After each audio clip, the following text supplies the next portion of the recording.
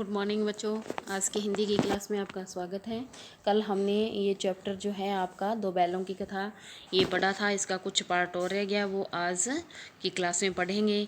जैसे हीरा और मोती जो है काजी हाउस में बंद है, वहाँ पर वो उस दीवार को तोड़कर भागने की कोशिश करते हैं। वहाँ पे भी इतने दिन यहाँ पर अगर बंद रहे तो भूखे प्यासे ही मर जाएंगे, तो वो अपनी कोशिश में लगे रहते हैं दीवार तोड़कर भागने के लिए। भी दीवार को तोड़ दें और भाग पड़े। पहले हीरा तो ये जो तोड़ता है तो उसको जो पहरेदार होता है वो उसको देखकर भी ये उदंडता कर रहा है, दीवार तोड़ रहा है, तो उसको वो मोटी रस्सी से बांध देता है। फिर मोती कोशिश करता है भी चलो मैं ही तोड़ता हूँ, तो उसके प्रयास बार बार प्रयास करने से मतलब पहले थोड़ी दीवार गिरती है, फिर ऐसे करते करते दीवार पूरी गिर जाती है। और दीवार का जैसे ही दीवार गिरती है तो सारे जो जानवर अधमरे पड़े हुए थे वो सभी जानवर चेत उठ सकते हैं, उनमें भी एक चेतना सी आ जाती है और वो क्या है भाग पड़ते हैं वहाँ से। जैसे 3 घोड़ियाँ सरपट भाग निकलती है, फिर बकरियाँ निकलती है, उसके बाद भैंसें भी खिसक जाती है, लेकिन जो गधे हैं वो ज्यों के त्यों खड़े रहते हैं। तो हीरा उनसे पूछता है भी तुम दोनों क्यों नहीं भाग जाते। एक गधे ने कहा जो कहीं फिर पकड़ लिए जाएं, अगर भाग जाएं, अगर फिर पकड़े गए तो क्या हर्ज है। वो बोलता है भी तो क्या हुआ, क्या हर्ज है, अभी तो भागने का अवसर है, अभी पकड़े जाएंगे तो पकड़े जाएंगे, अभी तो अवसर है भागने का, भाग लो।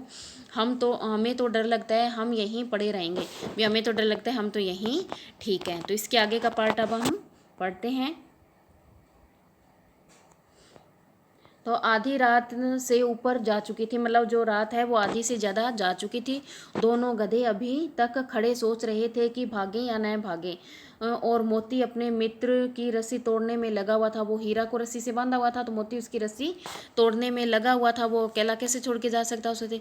जब वह हार गया तो हीरा ने कहा तुम जाओ, मुझे यहीं पड़ा रहने दो। मतलब हीरा ने कह दिया भी तुम जाओ और मुझे यहीं पड़ा रहने दो, शायद कहीं भेंट हो जाए, भी फिर कभी मुलाकात हो जाए। लेकिन मोती क्या कहता है, मोती ने आंखों में आंसू लाकर कहा, भी उसकी आंखें नम हो गई और उसने कहा तुम मुझे इतना स्वार्थी समझते हो हीरा। तुम और हम और तुम इतने दिनों भी एक साथ रहे, आज तुम विपत्ति में पड़ गए तो मैं तुम्हें छोड़कर चला जाऊं, अलग हो जाऊं, यह कि तुमने कैसे सोच लिया। हीरा ने कहा बहुत मार पड़ेगी। भी हीरा कहता है भी यहाँ पर अगर रुके और बाद में पता चला भी हम लोगों ने दीवार तोड़ी है तो बहुत मार पड़ेगी, लोग समझ जाएंगे कि यह तुम्हारी शरारत है। मोती गर्व से बोला जिस अपराध के लिए तुम्हारे गले में बंधन पड़ा, भी तुम्हारे गले में बंधन पड़ गया, तुम रस्सी से बांध दिए गए, अगर मुझे मार पड़े तो क्या चिंता। अगर उस अपराध के लिए मुझे मार भी पड़ जाए ना तो क्या है, कोई चिंता नहीं है। इतना तो हो ही गया कि 9-10 प्राणियों की जान बच गई, और वे सब तो आशीर्वाद देंगे ही देंगे, जिनकी जान बची है वो तो आशीर्वाद देंगे, उनकी तो जान बची, 9-10 प्राणी तो भागे यहाँ से। यह कहते हुए मोती ने दोनों गधों को सींगों से मार मार कर बाड़े के बाहर निकाला और तब अपने बंधु के पास आकर सो रहा। मतलब वो जो गधे थे उनको क्या है, मोती ने क्या किया, सींग मार मार कर वहाँ से बाहर भगा दिया, खदेड़ दिया उनको बाहर। और फिर क्या है अपने बंधु यानी कि मित्र दोस्त के पास आकर सो गया। और भोर होते ही मुंशी और चौकीदार तथा अन्य कर्मचारियों में कैसी खलबली मची। मतलब जो भोर हुई, सुबह हुई, तो मुंशी और चौकीदार थे और अन्य कर्मचारी थे, उनमें खलबली मच गई। इसके लिखने की ज़रूरत नहीं, और खलबली मची कि उसके लिखने की ज़रूरत नहीं, बस इतना ही काफ़ी है कि मोती को खूब मरम्मत हुई और उसे भी मोटी रस्सी से बांध दिया गया। और इसे क्या है लिख, वो राइटर कह रहे हैं इसको लिखने की भी क्या खलबली मची, क्या उनको क्या हुआ, कैसा कुछ लिखने की ज़रूरत नहीं है। लेकिन मोती की खूब मरम्मत हुई, मोती को खूब मार पड़ी और उसे भी हीरा की तरह मोटी रस्सी से बांध दिया गया। और 1 सप्ताह तक दोनों मित्र वहाँ बंधे पड़े रहे। मतलब 1 सप्ताह तक वहाँ पर भूखे प्यासे बंधे पड़े रहे। किसी ने चारे का एक तृण भी न जो है भी न डाला, कोई भी तिनका भर नहीं उनको डाला। हाँ, एक बार पानी दिखा दिया जाता था, यही उनका आधार था। भी पानी ही उनका आधार था, जीने का पानी के ऊपर ही वो इतने दिन तक जीवित थे।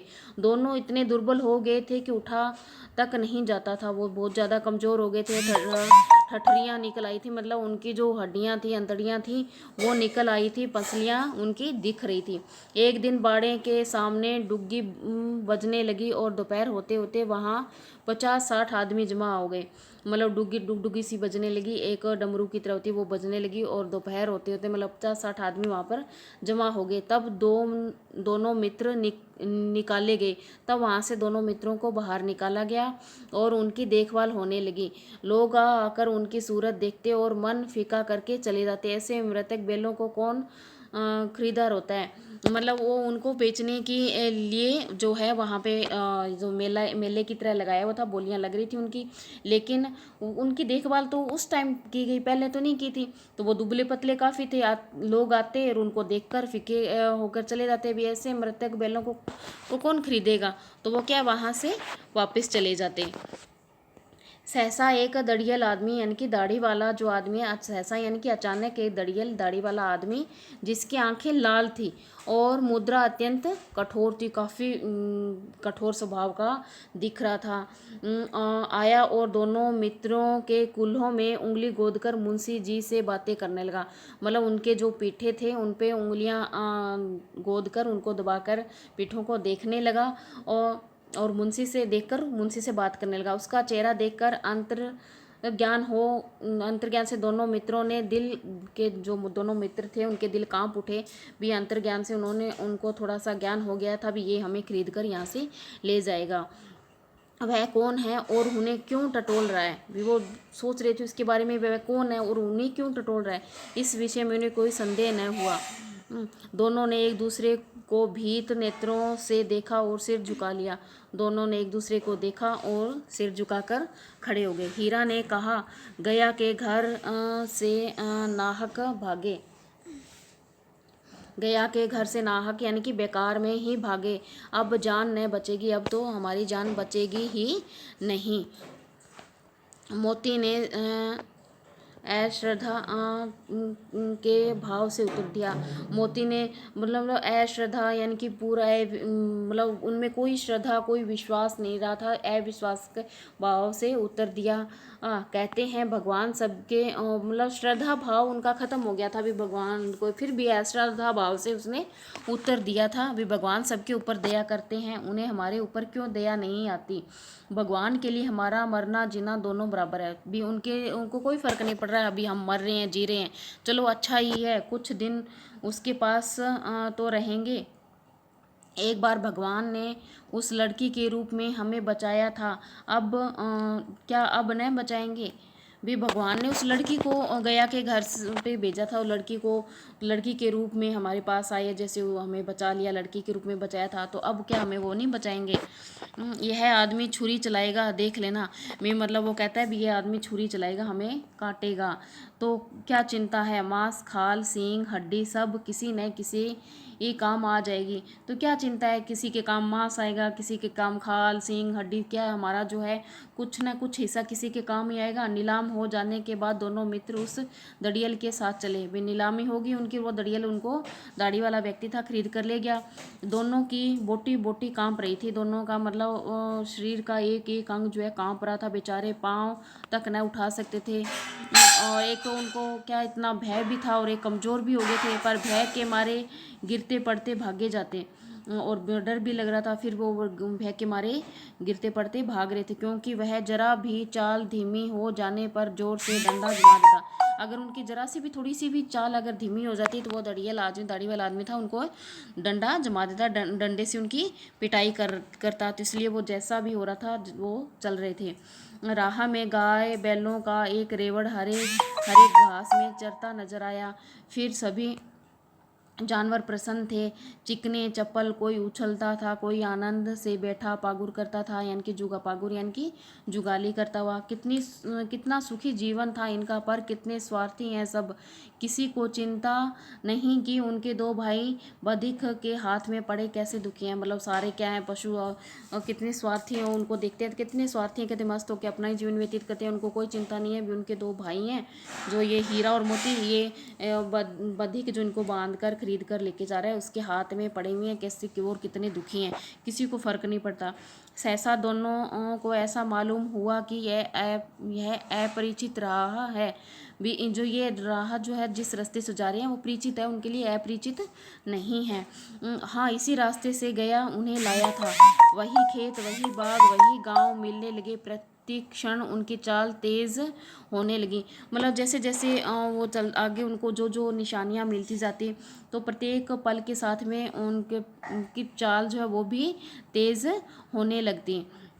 सारी थकान, सारी दुर्बलता गायब हो गई। एकदम से उनमें उत्साह स्फूर्ति सी आ गई।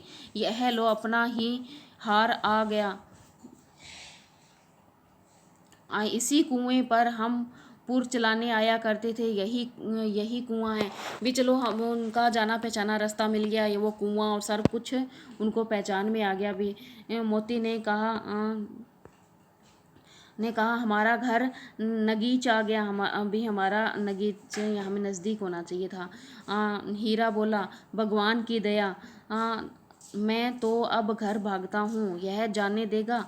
भी वो हीरा कहता है भी मैं तो घर की, वो मोती बोलता है, तो वो हीरा बोलता है भी क्या जाने देगा इसे, भी हमें, तो इसे मैं मार गिराता हूँ। तो वो मोती बोलता है वो तो मारने गिराने में रहता है। वो कहता है मैं इसे मार गिराता हूँ। नहीं नहीं, दौड़कर थान पर चलो।